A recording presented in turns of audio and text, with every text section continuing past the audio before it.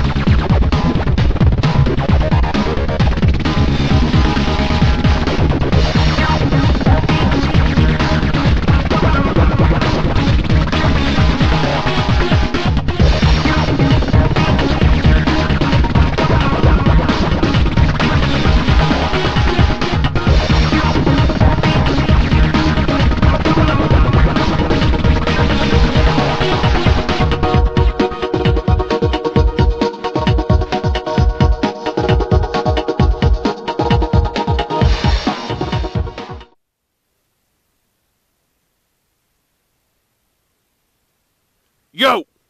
What's up, guys? I was going to do this with my helmet off, but the fucking wind is blowing like crazy right now. I'm afraid it's going to fuck up the audio. Had a bunch of questions here recently about mods I've done to the bike. People want to know what's on it, what I've done to it. I've had a whole bunch of installs I've done. So I'm going to do that for you guys today. So for those of you who don't know, this is a 2014 Triumph Daytona 675R. I got it new. I've had it since July. Put a bunch of mods on it, put a bunch of work into it. And it's not done yet. It's probably about 80%. I got a lot of stuff planned for it, but this is where it's at right now.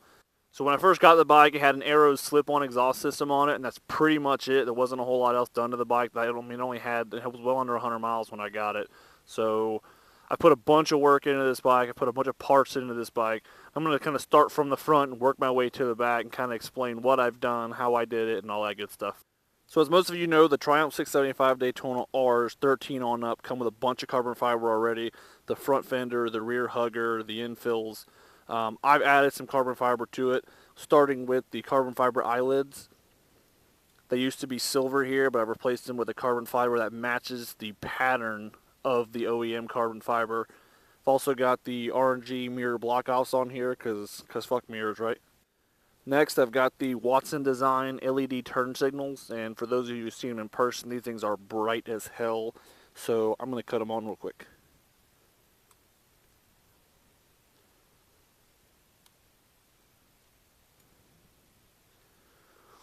If you've seen the last video I put up of the Watsens, you'll have seen them already, but these are ridiculously bright. So I got them in the front and the rear, and I'll go over the rear in a little bit.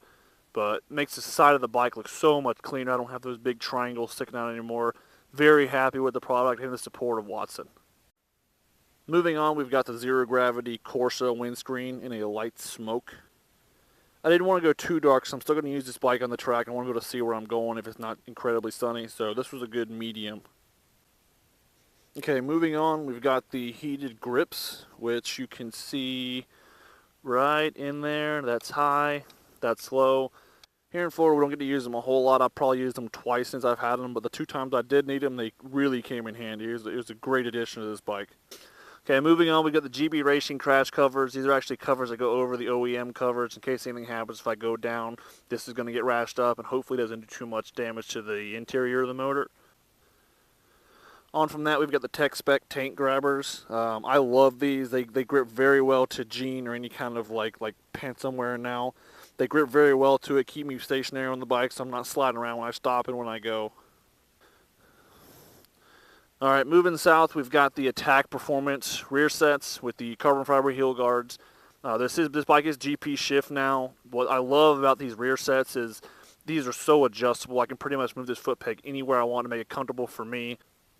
One of the things I didn't like about this bike when I got it was the rear sets are the springs, because these are fixed now, but the springs in the foot peg were very light. So when I would go to pull my feet up from stopping, they'd get hooked on my boots, and I'd have to literally throw my foot out to get the foot peg to come down so I can put my feet back on the pegs. Not a great thing when you're trying to get out of the way of traffic. Moving on out back, we have the Competition Works Fender Eliminator kit with the LED tag illuminator.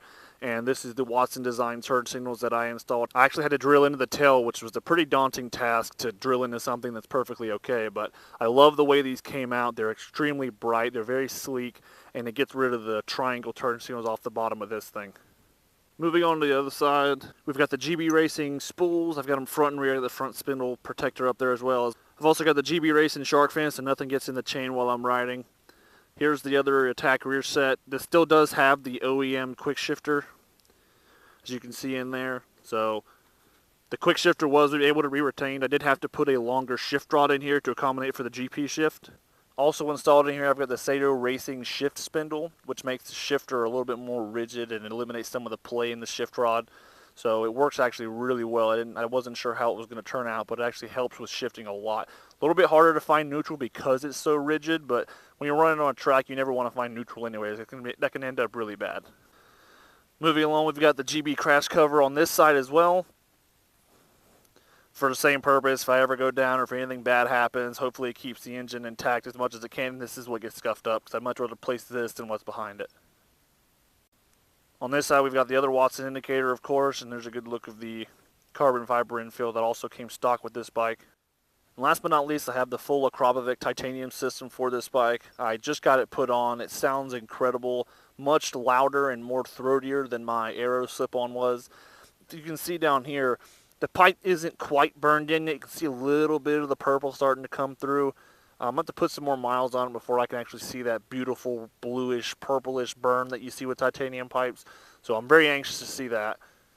And here's a close-up of the exhaust.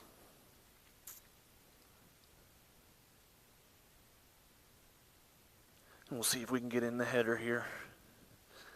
If you can probably see in here a little bit, the header is starting to blue, and it looks so good. I can't wait for the rest of the pipe to look like this. Other than that, some of the parts you can't see. It has a BMC filter in it that I just put in before I got the exhaust put on. It's also got a Power Commander 5 and a Servo Buddy, which basically eliminates the X-up cables. I'm very happy with the way it came out. It sounds phenomenal. I can't wait for you guys to hear it. You won't hear it in this video because I'm still going to do an Aero slip-on versus the full titanium system video. So you have to wait a little bit longer, but it'll be out soon. The only other mod that I can think of right this second that I might have forgot is the Solo Cowl, which really isn't a mod. They're pretty much standard nowadays. And before I go, I'd like to give a huge shout out to Riders Discount for hooking me up with all these parts. 99% of the parts you see on this bike are from Riders Discount. They really hooked me up with almost everything. The shipping was incredible. The support was incredible. I had a couple questions come up when the exhaust was being put on, and I hit up my buddy TJ at Riders Discount, and I was asking him.